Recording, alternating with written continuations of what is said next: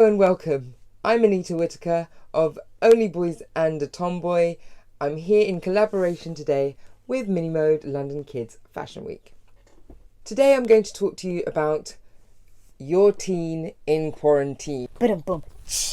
Being a mum of 4 boys of different ages, my eldest is 26, I've got a 17-year-old, an 11-year-old and an 8-year-old. With your teenager, you're likely to kind of leave them to their own devices.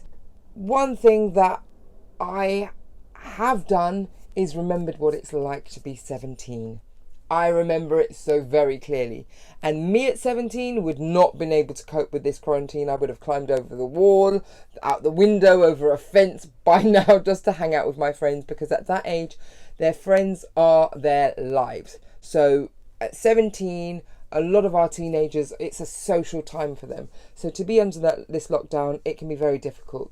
So I'd say your first tip would be remember what it's like to be a teen. What we tend to do is ensure that we at least see our teen a couple of times a day, and that would be meal times. Under these circumstances, we're also having breakfast and lunch together, but the teen, he does his own thing for breakfast, and generally lunch times and dinner times, we have that time together. That way it gives me an opportunity to see him, because I don't know about your teen, but my teen spends all his time in his bedroom, locked away, until everybody else goes to bed later on at night, and then he'll come down. So it gives me an opportunity to see him, see how his skin's doing, see how his hair's doing, talk to him, just get a general vibe of whether he's okay emotionally and physically. I make sure that he goes for his walk. We kind of make sure that he gets out of the house, goes for a walk. He hates walking, but he'll go for a walk, maybe half an hour, probably less actually. There's been a lot of times he's just come back after 15 minutes.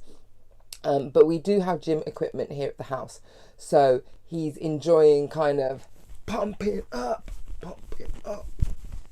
doing all that kind of stuff. So he has access to the weights that we have. We've got a little bench and a punching bag, and he uses those. We give him space. So obviously he locks away in his room most of the day, but we organised between us times that he can jump on the PlayStation or just come down and use the television, watch the big screen rather than just looking at his laptop. Breathe in when he's talking aloud to his friends, and the conversations that he's having, just pretend that you don't hear them. Some of the things I really don't want to hear, but I've got to try to pretend that I don't hear them, because he needs the opportunity to have conversations with his friends about whatever rubbish, the arguments about music and the best rapper. Oh my gosh, Drake is not that great. But anyway, I feel quite comfortable and quite happy that he is conversating with his friends and that there is some sort of communication and socialization happening. Eating.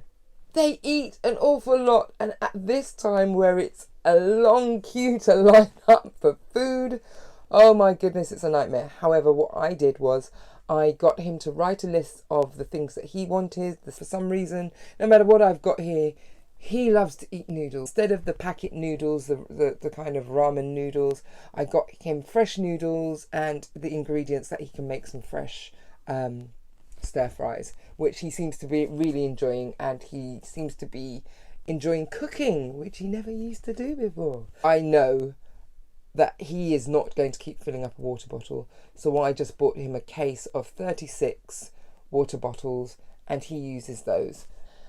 Schoolwork. Now, my son's in the first year of his A-levels, so he still has a lot of work to be done.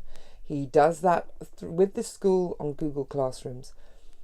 There's no way I could help him with his homework in a million years. What I do is I just make sure that he's registered on his Google Classroom, that he's interacting with the teacher. I will ask him every so often. He gets irritated, he doesn't want to hear me, but I'll ask him anyway. How's it going?